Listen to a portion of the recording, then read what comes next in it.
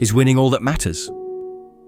It's a question we don't ask often enough, especially in a world that seems to reward only the people who finish first. We see it in politics, in sports, in business, even in school. Winners get the spotlight, the praise, the money, and the power. And once someone wins, people usually stop asking how they won. All that matters, it seems, is that they did. But should that be enough? This article begins by asking that question directly. Because we live in a time where success is often measured by outcomes, not ethics. We cheer for the person who crossed the finish line first, not the one who ran with honesty. We follow the leader who gets results, even if their methods raise questions.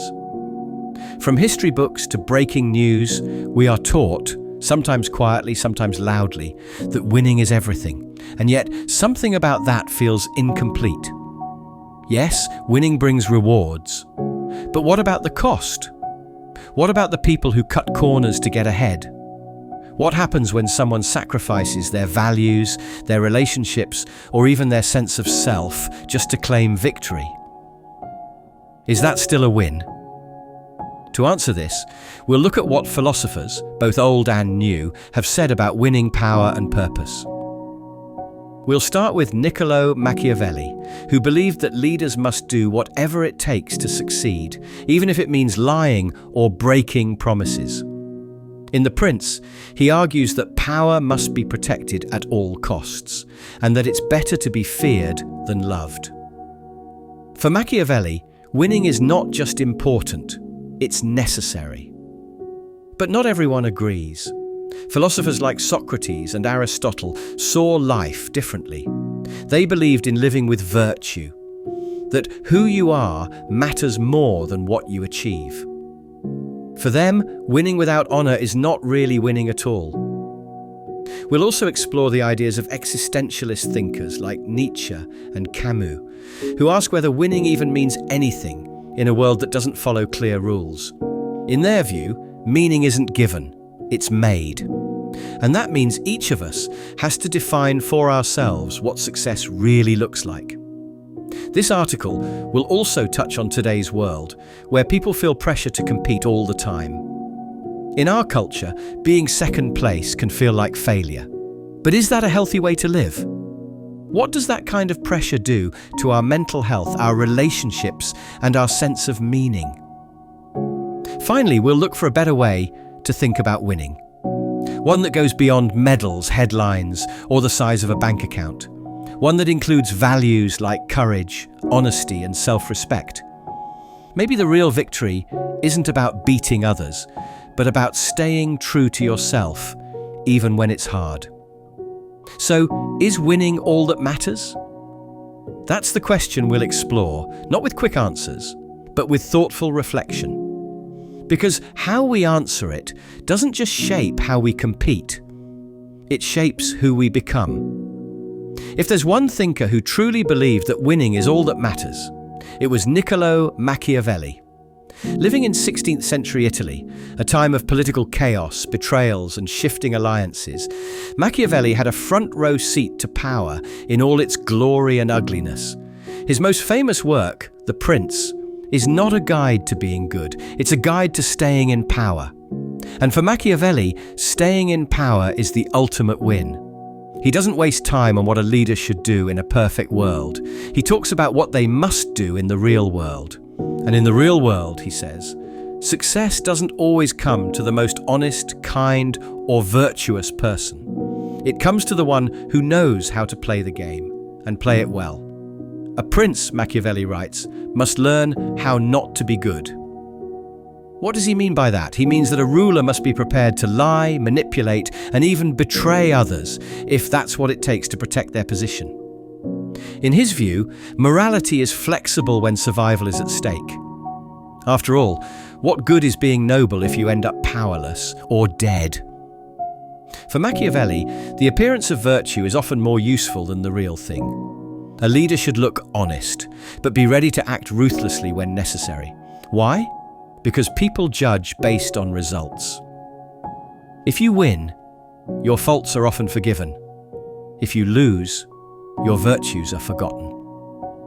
He saw power as a game of perception and timing. A successful leader is like a fox, clever and sneaky, but also like a lion, strong and feared. Kindness is good, but only if it doesn't make you weak. Trust is fine, but only if it's not blind. To him, losing power, whether through kindness, loyalty, or naive idealism, is worse than never having had it at all. This way of thinking has had a massive influence on how we see leadership today. Even if people don't read Machiavelli, his ideas show up everywhere. From political campaigns to corporate boardrooms, you can see his thinking in slogans like "whatever it takes" or "by any means necessary." Some leaders even seem to follow his advice word for word. Promise one thing, do another. Smile in public, strike in private. Build alliances, then break them when they're no longer useful. And when they succeed, many people overlook how they got there. The win overshadows the method. But this raises a big question. Is it really a win if you have to betray your values to get there? Machiavelli would say yes. He'd argue that politics is not about being good, it's about being effective. If your goal is to keep order, protect your people, or build a legacy, then you do what you must. From his point of view, a failed idealist does more harm than a successful manipulator. To see how this plays out, take a moment to think about historical figures who used questionable methods to achieve big things. Leaders like Julius Caesar or Napoleon Bonaparte made bold moves, took huge risks, and weren't afraid to use force or deception. They reshaped entire nations, and while their legacies are debated, they're still remembered as powerful winners. More recently, you could look at modern political campaigns that rely on image, strategy, and message control more than raw truth. Often the person who wins is not the one with the best ideas, but the one who controls the story. That's pure Machiavelli. Winning the narrative is winning the war. But while this kind of success may look impressive, it often comes with hidden costs. First, there's the erosion of trust. If people feel like their leaders only care about winning, they begin to lose faith, not just in the leader, but in the system itself. That can lead to cynicism, apathy, and even rebellion. A society that values victory over virtue can become cold, divided, and fragile. Second, there's the cost to the leader themselves. The pressure to always win, to never appear weak, can turn into paranoia. Friends become enemies. Loyalty becomes a threat. History is full of powerful rulers who won many battles, but died alone, betrayed, or haunted by fear. Third, there's the question of what kind of world we create when we put winning above all else. If young people grow up thinking that only the outcome matters, not the effort, not the honesty, not the courage, then we risk building a culture that rewards shortcuts and punishes integrity. Even Machiavelli had his limits. While he believed in using whatever tools were necessary, he also warned that a leader who becomes too cruel or careless with power will eventually fall. Fear can control people for a time, but fear alone doesn't build loyalty or love. And when fear fades, all that's left is resentment. So while Machiavelli gives us a sharp, realistic look at what it takes to succeed in a ruthless world, his ideas also serve as a kind of mirror. They force us to ask hard questions. What am I willing to do to win? What am I not willing to do? And if I cross that line, who am I becoming? If Machiavelli teaches us how to win, then the ancient philosophers ask us a different question. Should you want to win at all costs? To thinkers like Socrates, Plato, and Aristotle, life wasn't about domination or reputation. It was about virtue, developing one's character, and living in harmony with reason, justice, and truth. For them, success wasn't about being the strongest, smartest, or richest person in the room. It was about being the most complete person, the most excellent version of yourself. Let's start with Socrates, the father of Western philosophy. He famously said, "It is better to suffer wrong than to do wrong." In other words, it's better to lose with your integrity intact than to win by cheating, lying, or harming others. For Socrates, virtue was not a tool for success, it was the goal of life itself. This idea wasn't just something he preached, it was how he lived. When he was put on trial in Athens for corrupting the youth and disrespecting the gods, he had the chance to save himself by compromising his beliefs. All he had to do was play the game, say what they wanted to hear. But he refused. He chose death over dishonor. For Socrates, winning the argument wasn't as important as staying true to his principles. Now let's turn to Aristotle, Socrates' philosophical grandson through Plato. Aristotle believed that everything we do is aimed at one ultimate goal, eudaimonia. This Greek word is often translated as happiness, but it really means something deeper, human flourishing. It's not about feeling good in the moment. It's about living well over a lifetime. And how do you live well? Through virtue. Aristotle taught that a good life is built on good habits. These include courage, honesty, patience, generosity, and self-control. Winning by itself doesn't mean much unless it's connected to these virtues. In fact, winning without virtue can be dangerous. It can feed arrogance, greed, or recklessness. True success for Aristotle is about balance, doing the right thing at the right time in the right way for the right reasons. He gives an example. Courage isn't just charging into danger. It's knowing when to fight and when to walk away.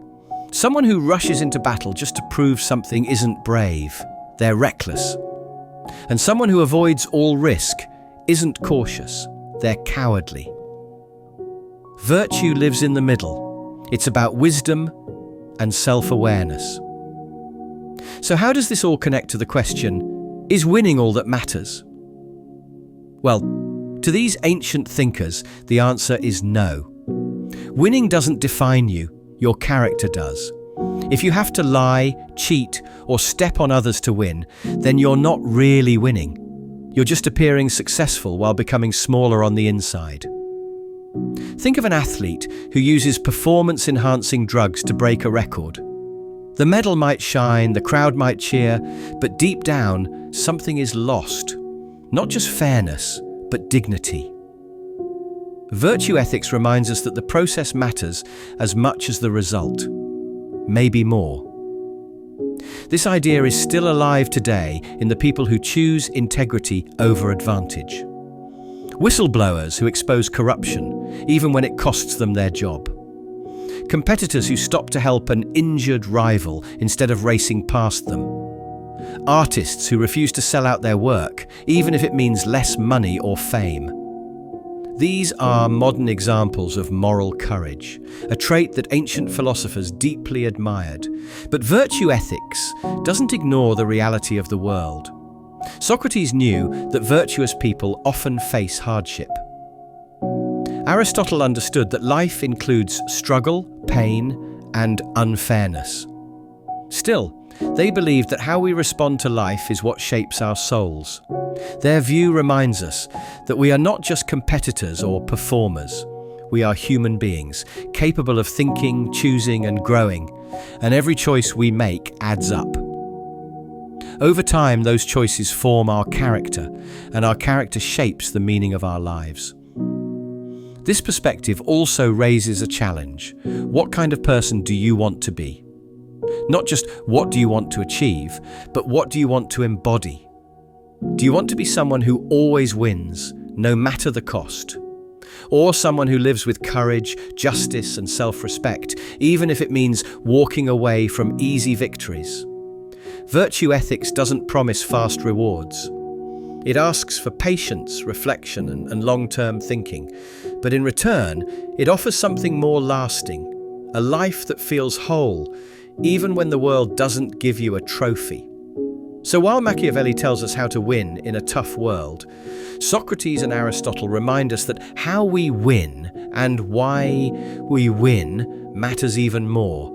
They ask us to look beyond the surface and to measure success not just by what we get, but by who we become in the process.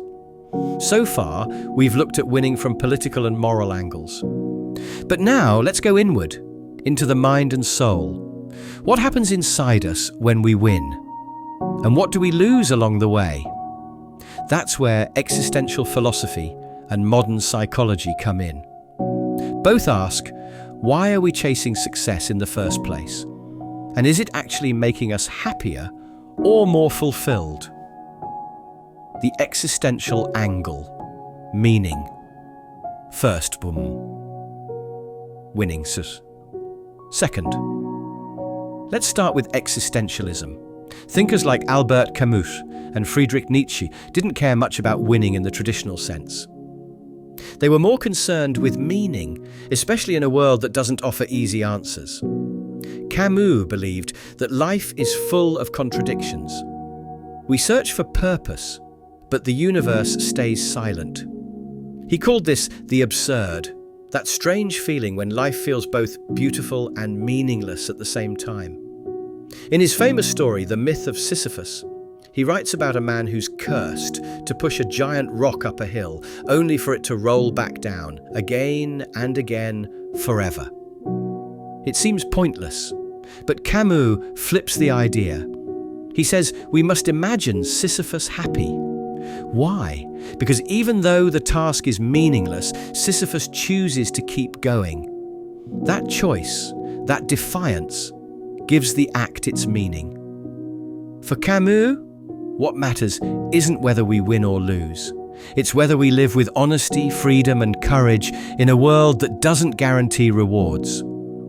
Nietzsche had a different but equally powerful message. He believed that we've lost faith in old values, like religion or tradition, but haven't found anything strong to replace them. That creates a kind of spiritual crisis. Many people turn to success, fame, or power to fill the gap. But it doesn't work. He warned about the danger of becoming what he called the last man. Someone who just seeks comfort and approval, never taking risks or asking deep questions. Instead, Nietzsche challenges us to become the overman, a person who creates their own values and lives boldly, not by society's rules, but by their own.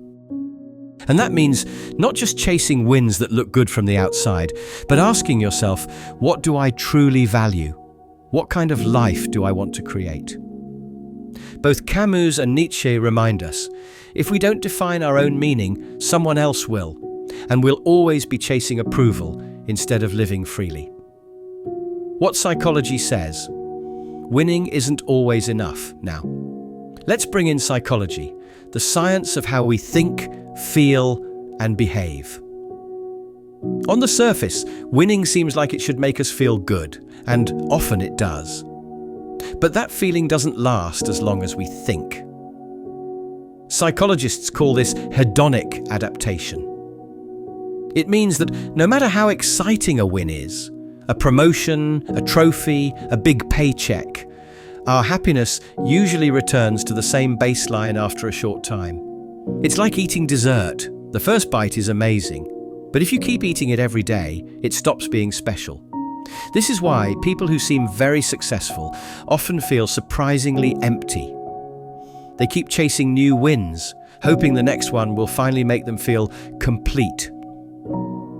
But the satisfaction fades, and the cycle repeats.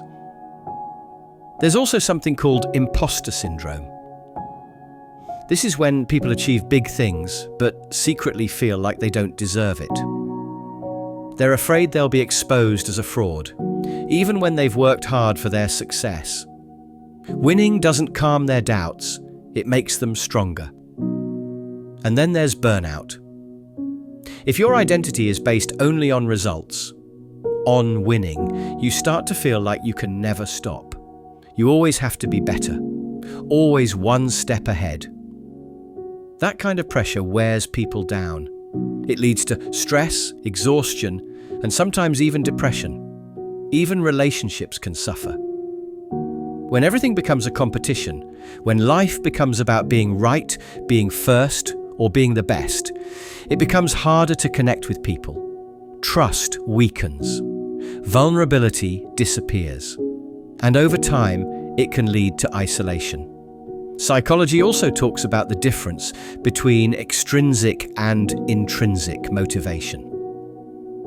Extrinsic motivation is when you do something for the reward, money, praise, recognition. Intrinsic motivation is when you do it because it's meaningful to you, because it feels right, because it lights something up inside you. People who chase only extrinsic rewards often end up feeling lost. Even when they win, it doesn't satisfy them. But people who act from intrinsic motivation, who follow their values, tend to feel more balanced and alive, even when the external rewards are small. So what does all this mean for us? It means we need to be careful about how we define success. If we measure our lives only by victories, by wins, likes, dollars, or status, we might end up with all the rewards and still feel hollow inside. But if we focus on meaning, on values, on living honestly, then even our setbacks can feel worthwhile. This doesn't mean ambition is bad. It's good to want to grow, to improve, to challenge yourself. But ambition should serve your purpose, not replace it. So maybe the real question isn't, did I win? Maybe the better question is, did I grow? Did I act with integrity? Did I stay true to myself even when no one was watching? Existential thinkers and psychologists alike would say that's where the real victory lies, not in beating others, but in becoming someone you can live with, someone you respect, someone who feels whole. We live in a time where winning isn't just admired, it's expected. From sports and business to social media and even dating apps, the world around us constantly pushes the idea that if you're not winning, you're falling behind. That success means being seen, being praised, and being better than someone else. But where does this obsession come from? And more importantly, is it actually helping us live better lives? The rise of the winner-takes-all world. Today's culture rewards those at the top more than ever before.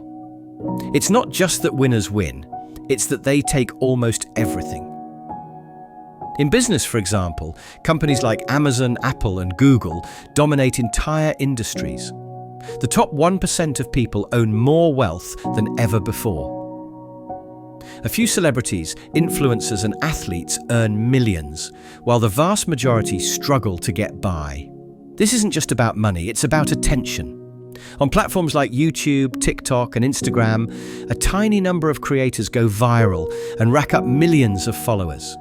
Most others barely get noticed. We've built a world where the spotlight is narrow and the stage is crowded. And in this kind of system, it's easy to feel like your worth depends on how visible or how victorious you are. This is often called a winner-takes-all economy, but it goes beyond economics. It affects how we think, how we compete, and how we define ourselves. Social media. Winning in public. Social media has changed how we experience success. Before, your wins were shared with close friends and family. Now, every success is a performance. People post about job promotions, vacations, gym progress, new relationships, all polished, filtered, and framed for likes. And whether we admit it or not, we start comparing. Even if we're doing well, someone out there always seems to be doing better. They have more followers, a nicer car, a perfect relationship. It's a constant race, not just to succeed, but to look successful. This creates something psychologists call status anxiety.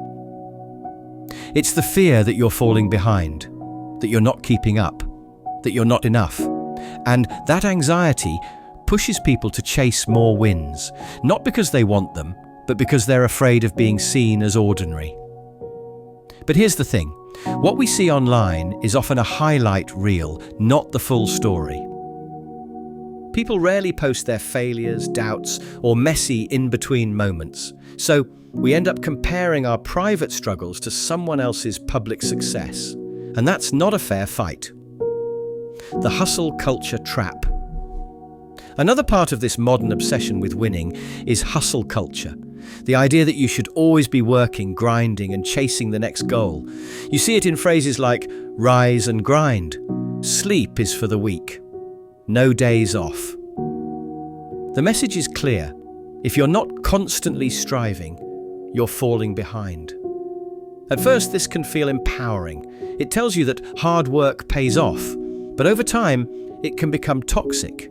It teaches people to tie their worth to their productivity, to see rest as weakness and burnout as normal. People work themselves to the bone, skip vacations, ignore their health, and lose touch with their relationships, all in the name of winning. But what's the win really worth if it leaves you exhausted, alone, or disconnected from who you are? School, sports, and early pressure to win. This obsession doesn't start in adulthood. In many places, it begins early, in schools and on sports fields. Kids are told to get top grades, win trophies, build resumes, and get into the best colleges. They're pushed to compete, perform, and stand out from the crowd. Of course, setting goals and working hard can be good, but when children grow up believing that they're only valuable when they win, it creates stress, anxiety, and fear of failure.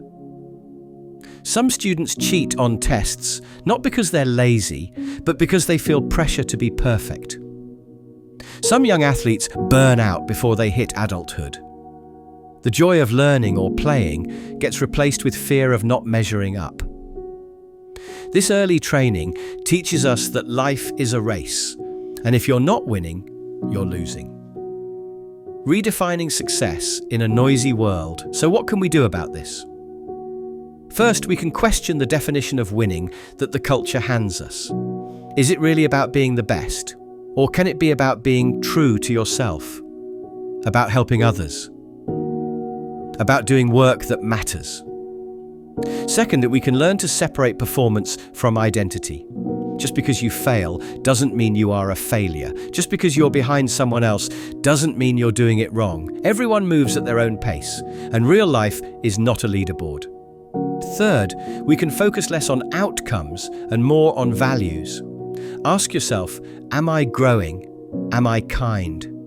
Am I doing something meaningful, even if it's not flashy? These are questions that build a deeper kind of success, one that doesn't depend on applause or attention. And finally, we can celebrate others without comparing ourselves. There's room for more than one kind of victory. One person's success doesn't mean your story is less valuable. In a world obsessed with winning, slowing down, staying grounded, and living with intention is a radical act. It's not giving up. It's choosing a different kind of strength. After all the discussion about winning, failure, culture, and the cost of chasing success, let's bring it back to a simple, powerful question. What does it really mean to win?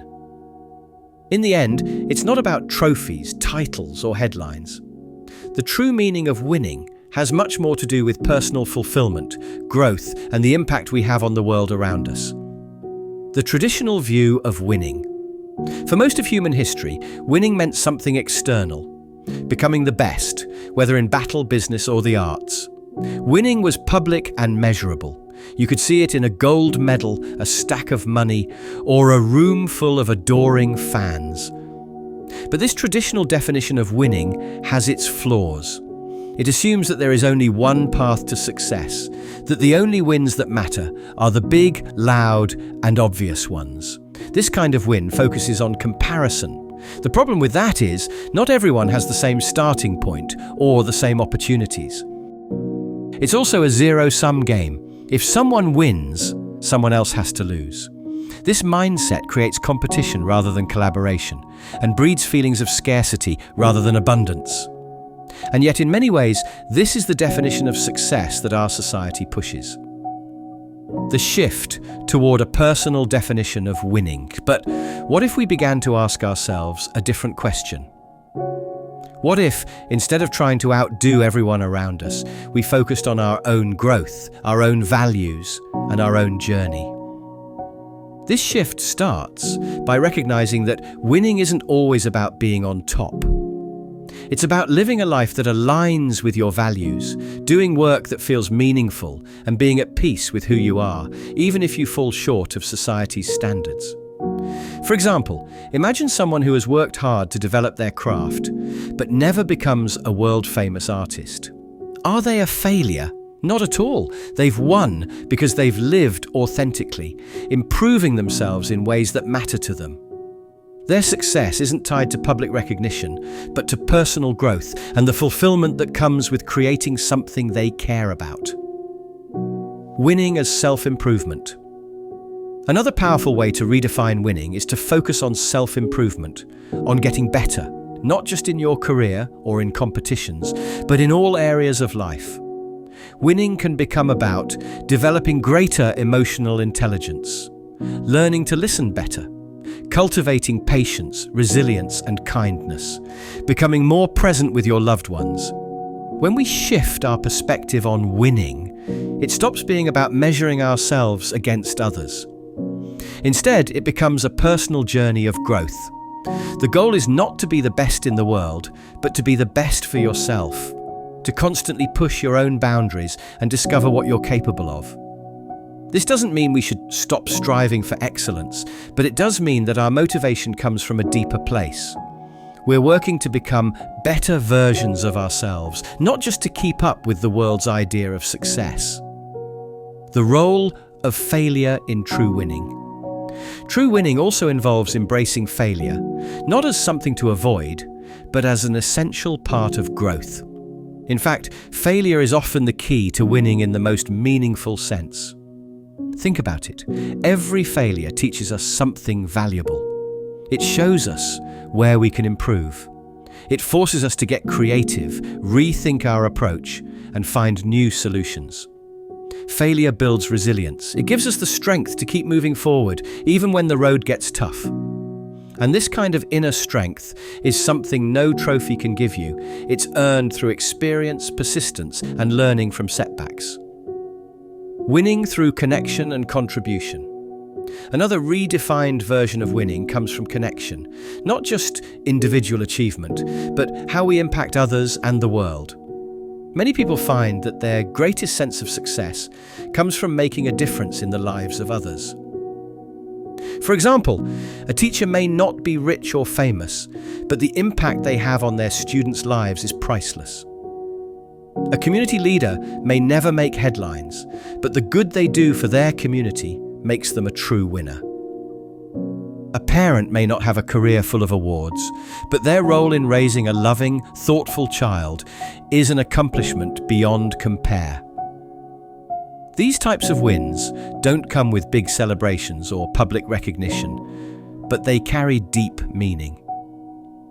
When we look at winning as an opportunity to contribute to others, it becomes less about competition and more about cooperation. It's not about taking something away from others, but about giving something to the world.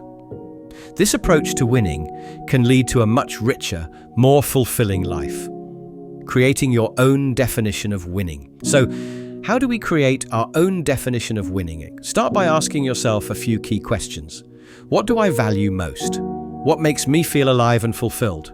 What kind of legacy do I want to leave? What does it mean to live a good life? And how can I build that life? Once you've answered these questions, you can begin to shape your own vision of success. It may not look like what society tells you to strive for, and that's okay. Your version of winning can be quiet, personal, and meaningful. It's about being true to yourself and creating a life that reflects what matters most to you. The real win, living a life true to yourself. In the end, the real win is living a life that feels authentic to you. It's about chasing goals that excite and challenge you, being honest with yourself and others, building relationships based on love, trust, and respect, finding fulfillment in the small everyday moments. This kind of winning doesn't require competing with anyone else. It only requires a commitment to your own growth, happiness, and integrity. So, yes, winning can still be important, but it's time we think beyond the surface and ask, what does winning truly mean? It's about living a life you can be proud of, with no need to compare yourself to anyone else. It's about doing the best you can with what you have and finding joy in the journey, regardless of the outcome. So far, we've explored what winning means and whether it's the key to a fulfilling life. But there's one final question we need to ask. How can we strike a balance between winning and truly living? In a world that pushes us to achieve, succeed, and outperform, how do we live in a way that feels meaningful without getting caught in the race to always be the best? Can we win without losing ourselves along the way? The need for balance. Balance is one of the most challenging, but also most necessary, parts of life.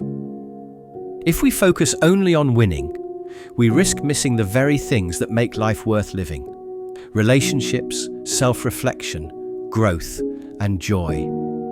On the other hand, if we focus only on living and avoid striving for goals or success, we might miss out on the sense of purpose and fulfillment that comes from hard work and achievement. True balance isn't about splitting your time 50-50 between work and play. It's about learning to be intentional with both your goals and your personal well-being. It's about knowing when to push forward and when to step back. And most importantly, it's about finding meaning in both the wins and the losses. Living fully while pursuing success. To find balance, we first need to redefine what it means to live fully. Living fully doesn't mean avoiding ambition. It doesn't mean giving up on dreams, goals, or challenges. In fact, part of living fully is pursuing your passions and striving for personal growth. But it's crucial that these pursuits align with what's meaningful to you, not just what others expect or what society values. Living fully means being present in each moment, enjoying the process, and embracing life's ups and downs. It's about savoring the small victories as much as the big ones, the simple pleasures that come from spending time with loved ones, learning something new, or creating something that resonates with your soul. This kind of living allows you to be successful in ways that matter. You'll find yourself more connected to the journey rather than the outcome, more focused on the process than the prize. Finding joy in the journey. If we take a step back, we can see that most of our stress and frustration comes from the pressure to constantly win. The obsession with success makes us forget that life isn't just about what we achieve, it's about how we feel while we're achieving it. What if we started seeing every moment as part of the bigger picture? Every challenge we face is a chance to grow. Every day we show up, whether we win or lose, is a chance to learn something new about ourselves and the world. This kind of mindset shifts the focus from the result to the experience. The outcome becomes secondary to the growth, the effort, and the joy we find along the way. Instead of just chasing success, we can start living in a way that feels meaningful. Winning, in this sense, isn't about the destination. It's about the adventure. Setting healthy boundaries with winning. One of the keys to balancing winning and living is setting boundaries. Boundaries help protect your time, your energy, and your peace of mind. They stop the pressures of success from creeping into every corner of your life. Setting boundaries might mean taking time off when you feel burnt out, even if there's still more work to do. Saying no to things that don't align with your values or long-term goals. Making space for rest, hobbies, and people who recharge you, even if it means stepping away from the hustle. Boundaries also mean learning when to let go of the need to be in control. Not every battle is worth fighting. Not every goal is worth the sacrifice it demands. And sometimes, letting go of the pressure to win opens up space for deeper, more authentic experiences. Winning without compromise. Balancing winning and living isn't about compromising your success. It's about ensuring that your pursuit of success doesn't come at the cost of everything else that matters. You can strive for greatness without losing sight of your well-being, relationships, and personal fulfillment. This means making choices that serve both your ambition and your humanity. You don't have to choose between success and happiness. You just have to choose how you want to define success and how you can make sure your journey toward it brings joy, meaning, and satisfaction.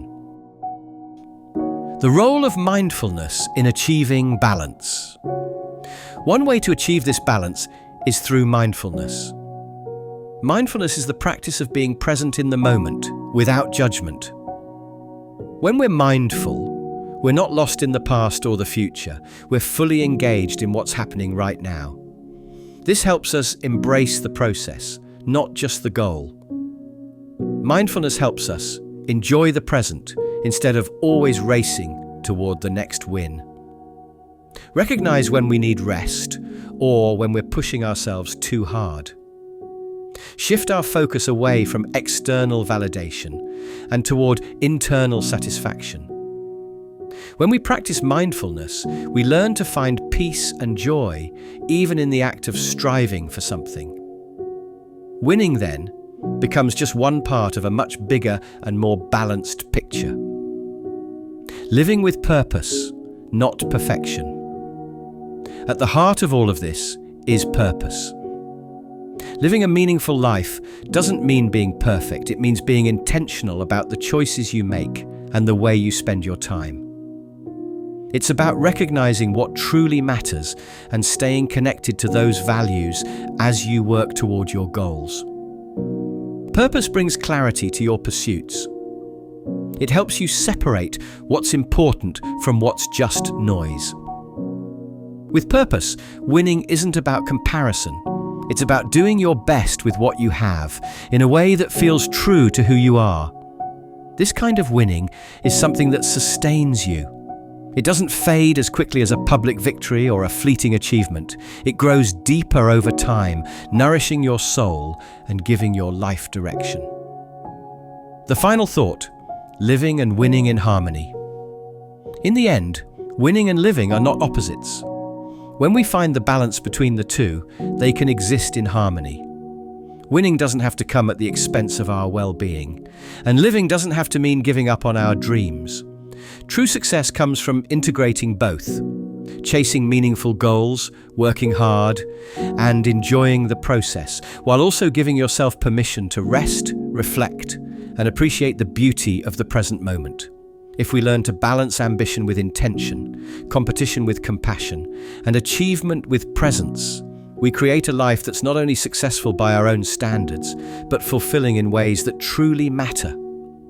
So, is winning all that matters? Yes, but only if you redefine what winning truly means. We've explored how society defines success, how it pushes us toward external achievements, and how it often leaves us feeling like we're never enough. But in reality, the idea of winning doesn't have to be tied to constant comparison or the pressure to be the best. Winning can be something much more personal. It can be about growth, about striving for goals that align with your values, and about living a life full of meaning. It's not about measuring up to someone else's standard of success, but about creating your own path and being true to yourself. Ultimately, winning and living are not opposing forces. They can coexist with balance and intention. Striving for success, building relationships, finding joy in the journey, and accepting failure as part of the process are all components of a life well lived. As we've seen, winning isn't only about external markers of success. It's about being your best self, pursuing goals that matter to you, growing through challenges, being present in the moments that make up your life. So ask yourself, what does winning mean to you? How can you make sure your pursuits are aligned with your deeper values and purpose? In the end, winning is not about being perfect. It's about living fully and authentically. It's about feeling proud of who you are, regardless of the outcomes. And when you approach life with that mindset, you'll find that winning is not just an achievement, it's the way you live each day, with purpose, passion and presence.